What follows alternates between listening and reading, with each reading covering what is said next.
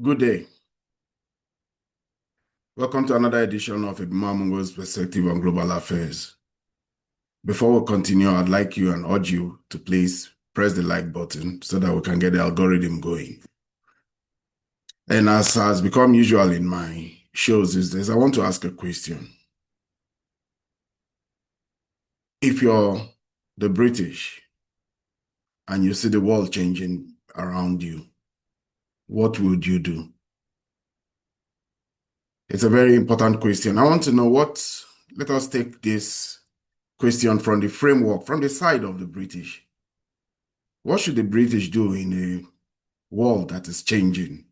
What should they do in modern day world? We already know that they're doing quite a lot to try and keep things going. But what should they do now? What do you suggest the British should do so that they can continue to keep their empire, keep their influence, and keep their control that they've had for quite a lot of centuries, but most importantly for the past 80 years? I really would like to have your opinions in the comment section because quite a lot of people are beginning to frame the British as being villains, being these masterminds who just stay behind and orchestrate things all over the world. Use proxies, use other people's strength and power that achieve the outcomes they want. They're a very intellectual group of people. But the world is changing now. The British did everything to try and stop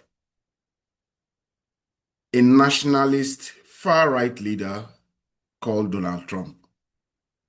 Donald Trump had been complaining for over 20 years. If you know Donald Trump, you'll know he feels everybody was using America. He never directly attacked the British, but he complained about Japan, China, he complained about Korea, he complained.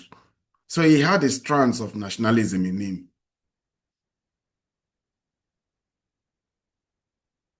Then Russia. Putin was an unseen element. He was an X factor nobody factored into their calculations because they had Yeltsin, and Yeltsin played into their hands. They really liked Yeltsin.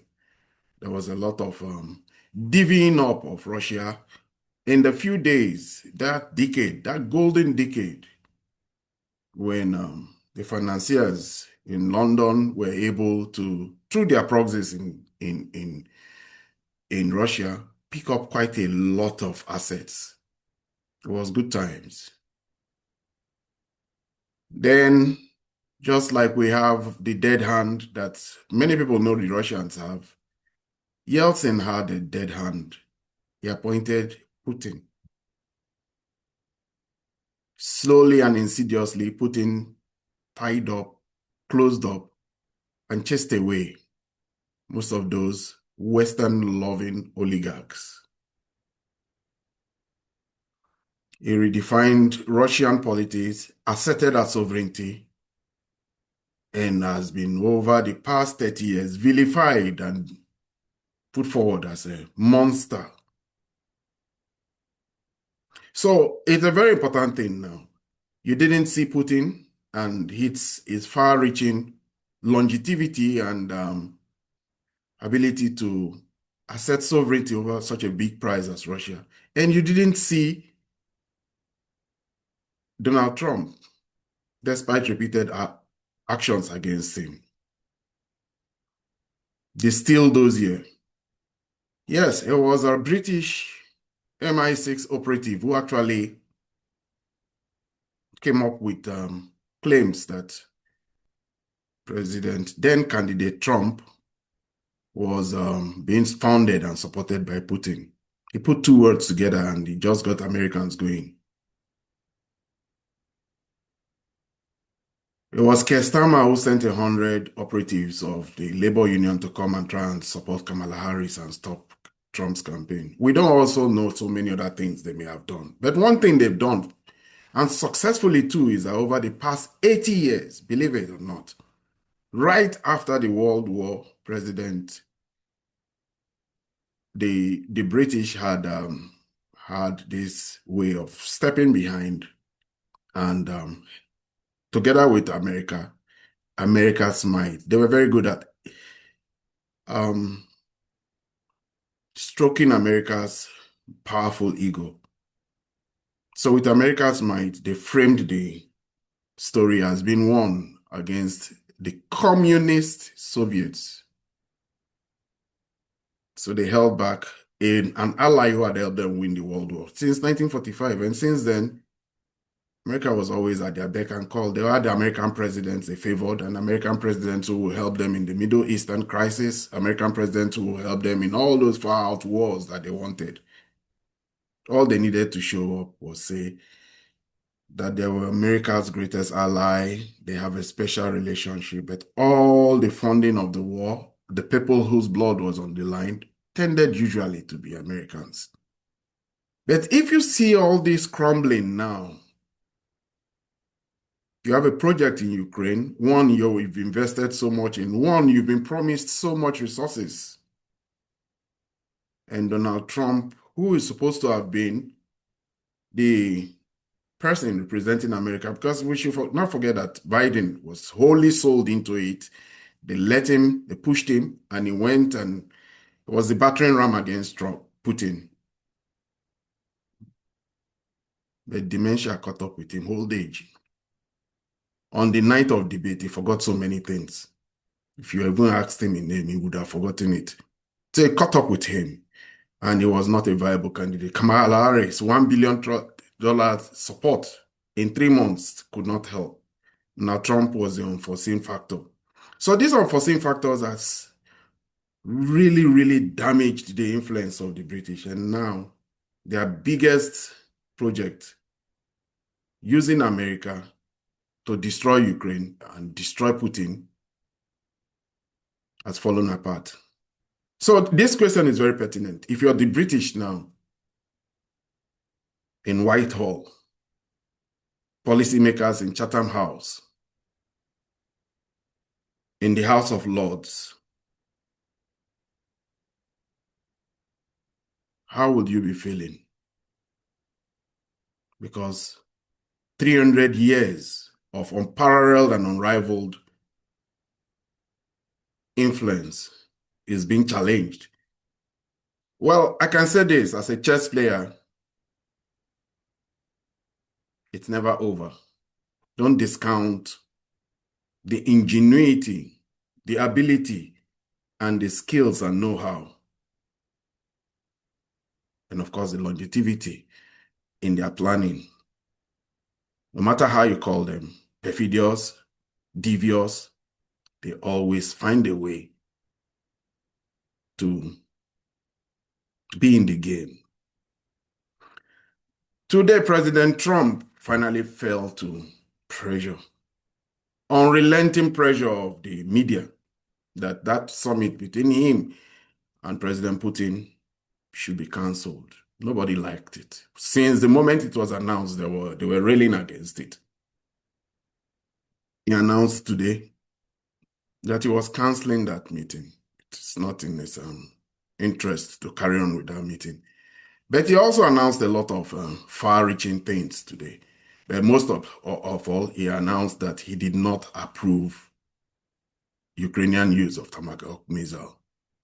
Well, these are all the things that President Trump said when he met with no less a person than the NATO chairman, the NATO Secretary General. The NATO Secretary General is the face of, you might say, the unseen hands that are in Whitehall. This is what he said. I gave Ukraine permission to shoot missiles deep into Russia. I didn't do that. Second of all, they're not using our missiles. They're using, I think, European missiles or from someplace, but they're not using ours. And what they do, I don't control that. But I do control our missiles. They're not shooting our missiles. And it was a fake story. Wall Street Journal does a lot of fake stories. Yes, so he didn't give them any missiles. Yes, there was a lot of missiles shot into Russia yesterday, and they were missiles from the British. They were Storm Shadow missiles. He also said those locations that I told you, then it's back to Washington. but that'll be a big one. We canceled the meeting with President Putin. It didn't feel right to me. It didn't feel like we were going to get to the place we have to get, so I canceled it. But we'll do it in the future.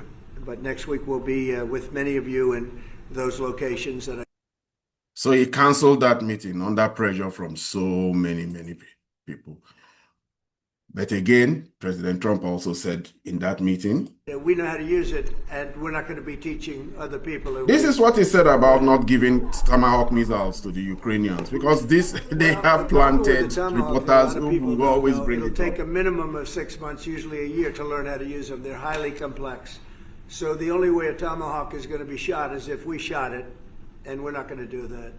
But there is a tremendous learning curve with the Tomahawk. It's a very powerful weapon, very accurate weapon, and maybe that's what makes it so complex. But it will take a year. It takes a year of intense training to learn how to use it, and we know how to use it, and we're not going to be teaching other people. It will be. Yes, so President Trump has said it, that he has finally acknowledge what the Russians have always been saying, that if you give them a weapon system like the Tomahawk, ultimately it will be the Americans who will be doing the targeting and doing all the planning to use the, and also they know how to use it the best. And the only thing the Ukrainians may just do is press the button.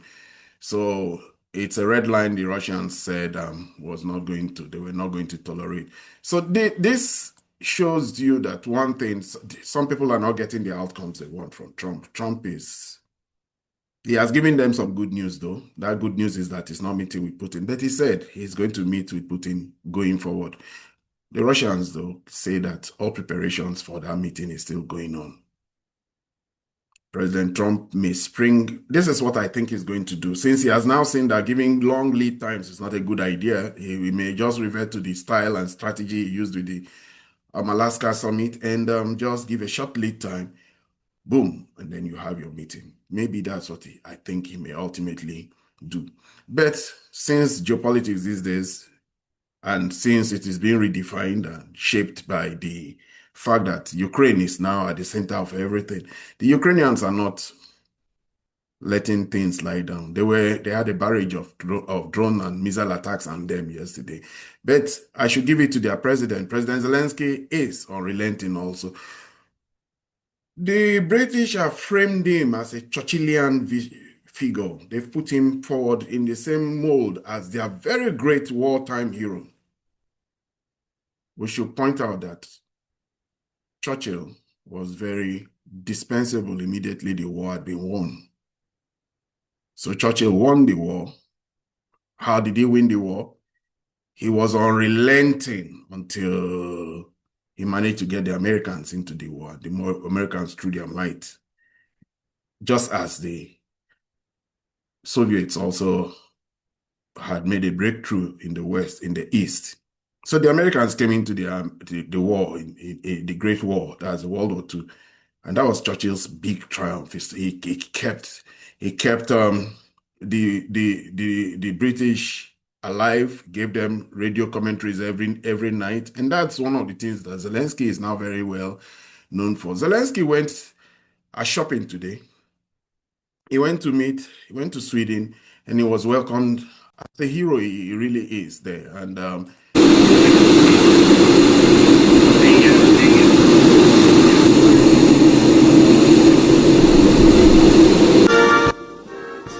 the Swedish Prime Minister gave him a very warm welcome. He was taken all around the place. But ultimately, you find out that some people want to profit from this war. People are always there. You may say that it's profiting. It just depends on how you look at it. I already have said how Jens Stoltenberg, the former NATO Secretary General, who is a Norwegian, never pointed the fact that in banning Russian oil, Norway benefited a lot. So somehow these politics, those who can benefit from the war, are benefiting. And what is it the Swedes were trying to sell to Zelensky? They are taking the opportunity of the fact that the Europeans want to start to have more of their own arms, and they are putting forward their gripping planes. First, it was the F-16 that was supposed to be the game changer, but the Americans are not keen anymore because Donald Trump has been the one that has upended all the strategies and plans And now it is the Swedes who want to sell planes to Zelensky. Zelensky had the opportunity of riding in those planes. He did. Want to send me to the BBR scenario going up here? And He rode in them. He saw it. He saw the planes. He was sold on it. He was shown everything about the planes and the armament. Sweden has a very big military industrial complex. Sweden is a very innovative country. They come up a lot in the innovation index. We should remember that companies like Spotify and Ericsson, if you know phones and electrical systems, you know Ericsson. The Swedes are very good in all these things. So Zelensky went shopping to try and buy planes. He may not succeed. It will not matter. It will not matter. He may be given a lot of money, but it will not matter. The planes are not just going to change anything. Because while he is doing this and while the rhetoric is ramping up, we are seeing all the sabotage going on against Russian refineries. One, two, again, happened again in Hungary again. A second attack on the refinery in Hungary happened today, and the Russians decided that it's enough. They should start to assert what makes them powerful. We are beginning to get a sense that the Russians may be very decisive. They are close to taking a very decisive action, and they are pointing that out. The pressure on President Putin is mounting and is growing, and the Russians are now beginning to make sure that they have everything going for them. They want to cross their T's and dot their I's regarding their own arsenal, their own nuclear triad. So the Russians are taking their nuclear triad, making sure that they just came off an exercise. Now they are talking about their nuclear triad. They had an exercise where they checked the preparedness of all their delivery systems in the sea, in the air, and on land. The land one is the one that is most particularly ominous for a lot of countries because they have a very extensive use of the deployment platforms for the YAS intercontinental ballistic missile, which has a range of 12,000 miles. And they are scattered all over. They are road mobile, and that makes it very difficult. But even then also, the Russians have been investing a lot in submarines, we know, nuclear submarines particularly. And they had an exercise recently. The British were tasked with, the whole of NATO was tasked with trying to identify where the submarine was, but they never could. They have improved on their technologies to make themselves invisible. So we're getting to hear now that the Russians are beginning to threaten that they may have to move into the next level and take decisive action. President Trump is playing a game of trying to put pressure on the Russians, but also trying to make sure that America is not used anymore. I think the word here is that America has been used. It continues to say that America has been used. So today it put a lot of pressure on the Russians, but the Russians also had some pushback. The pressure that President Trump is putting on the Russians in a very funny way, it's actually sanctions. President Trump, through as if he put a little of distance between himself and his Treasury Secretary. He announced today that he will be sanctioning the Treasury Department, and the Treasury Secretary was sanctioning the Russians. The pressure is getting to be really, really plenty on Russia. And this is what his tweet read when he posted it. This one is about the fake news of the Wall Street Journal, but this is here. Treasury sanctions major Russian oil companies, calls on Moscow to immediately agree to ceasefire. It's not Trump who did it. It is Treasury Department that did it.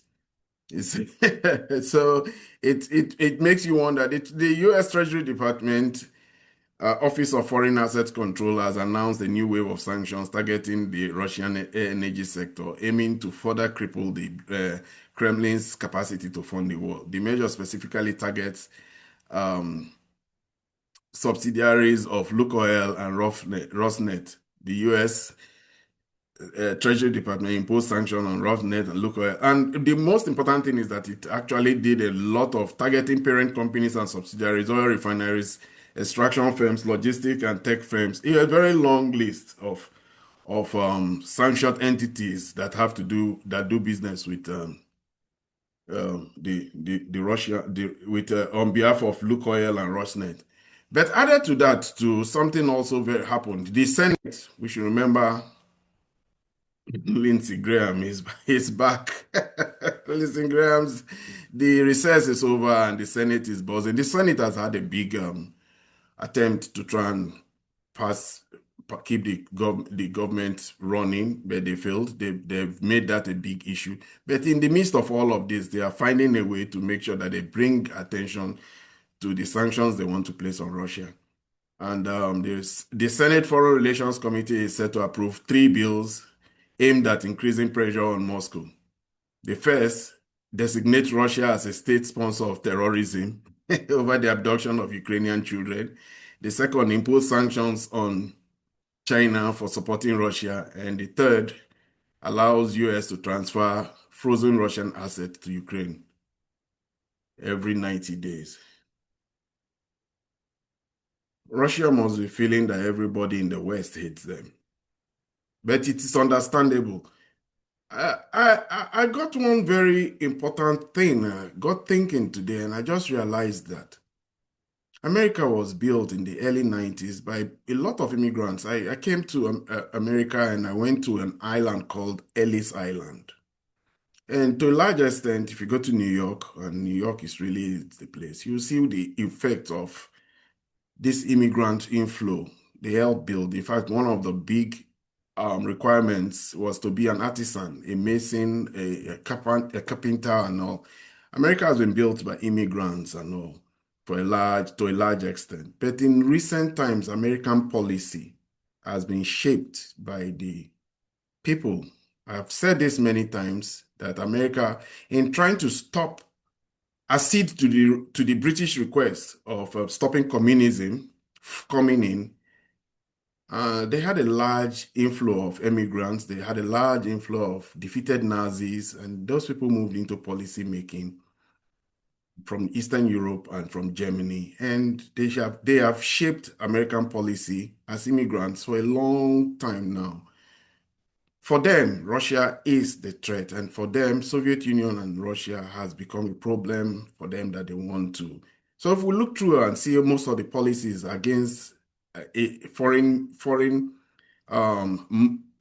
affairs policies, they have just 2 things. One, Russia, the other, Middle East. But the Middle East too, I also found a strain there. The bankers in the Middle East, the financiers, have a second project besides the project and that project was Israel.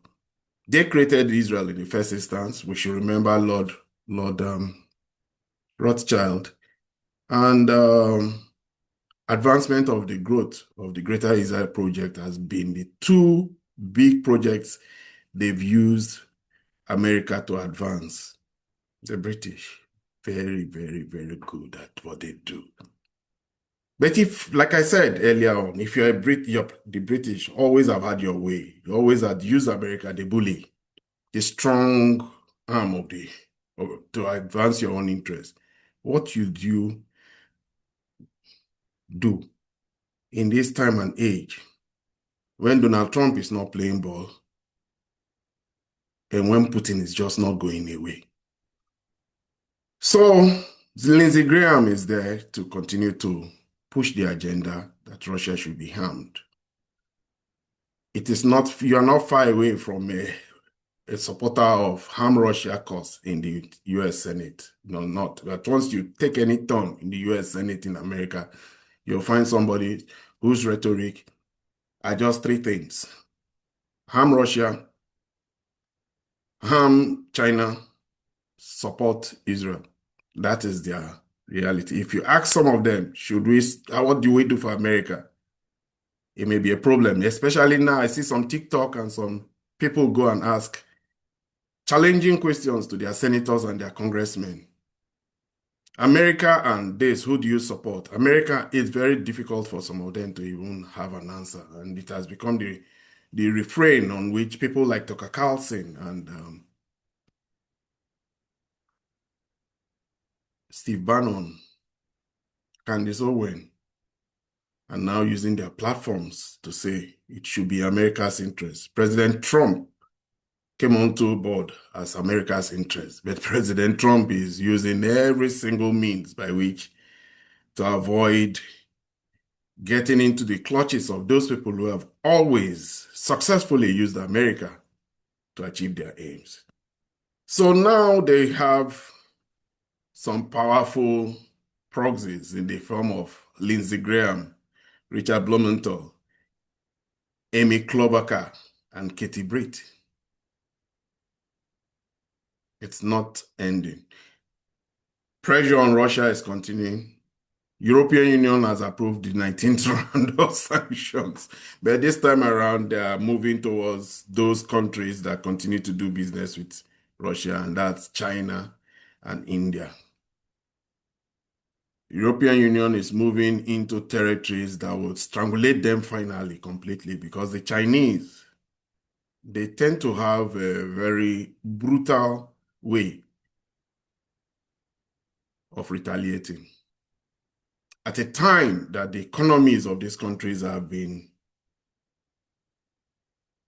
really impacted by the Ukraine war, and where they are reevaluating their relationship with America, because, or should I say, America is reevaluating its relationship with them, because America, under this president, believes they too have been one of the institutions that have used America to a large extent. That's what he believes.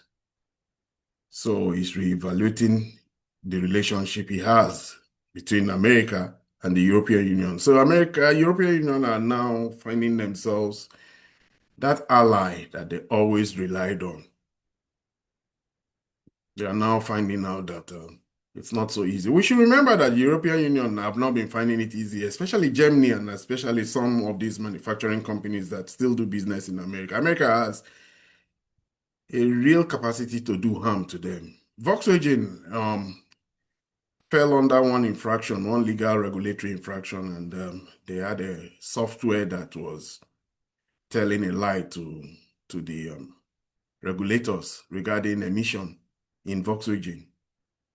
They were made to pay damages of $20 billion. $20 billion will be quite a lot of money, profit they may have made over several years. I should tell you that Volkswagen only sells 300,000 cars in America, but they sell 3 million cars, if not more, in China.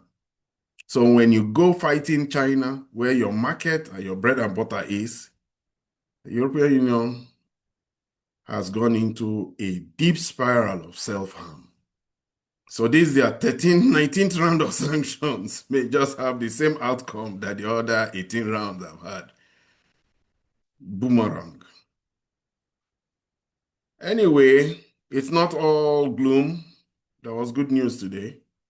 We got to know that after ruffled feathers in Saudi Arabia, the fear that befell those countries who America now relies on to support for their economic well-being as regards to buying bonds and buying treasuries. I mean, countries, the monarchies in the Middle East, monarchies that were battered when Israel carried out an attack in Doha. Qatar is supposed to be America's most reliable and strongest partner in the Middle East. Netanyahu gave them a slap. And that frightened the Saudis to the point where they went and had a nuclear umbrella from the Pakistanis. They don't just want to push it one step further and go ahead and have a comprehensive agreement with the Chinese. Anyway, I should point out that the Chinese don't do defense agreements. That's one thing we should know. Despite all the rhetoric about China being very aggressive, the Chinese don't do defense agreement. They have none with any country. They just have strategic partnership. Then if you're really close to them, they have what they call strategic, comprehensive strategic partnership. It usually is economic partnership. They're not into these defense alliances so far at this point in time. I don't know.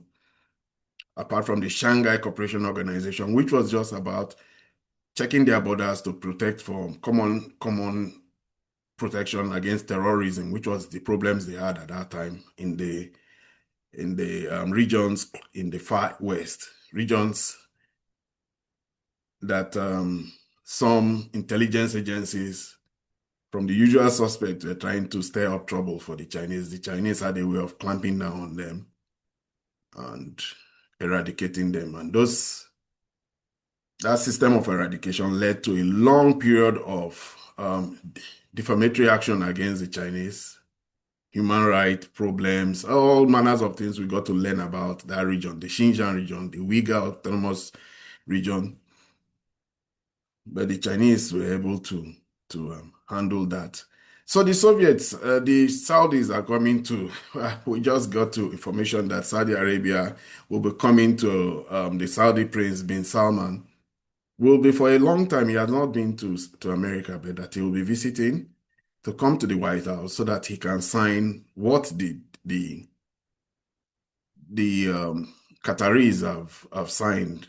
They didn't have to come to the White House, though, for that kind of arrangement. President Trump signed an executive order. But what we hear is that bin Salman may be coming to America. Bin Salman, we should remember, has not had the opportunity of coming to America in his present iteration as the Crown Prince and de facto ruler of Saudi Arabia.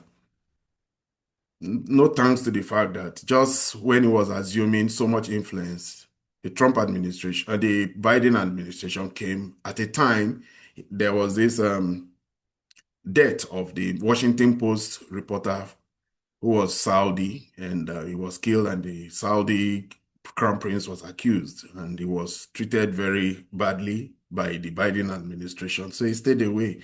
They had bad relations, and it is Trump who is now trying to improve that relationship with the GCC monarchs. So they may be getting the benefit of that kind of comprehensive defense agreement that Qatar has got, so that any attack on Saudi Arabia may be also viewed as an attack on America. Interesting times. Anyway, I asked a question. Please, I expect you to put an answer in that question. What should the British do at this time when they just don't seem to have control over two characters that is undermining their ability to get their way in the world, especially in the world of geopolitics? This is where I end my show for today. If you're new to my channel, please subscribe. If you have any views regarding the opinions I express, please put them in the comment section. Do well to like and share. Until I see you in my next video. Goodbye.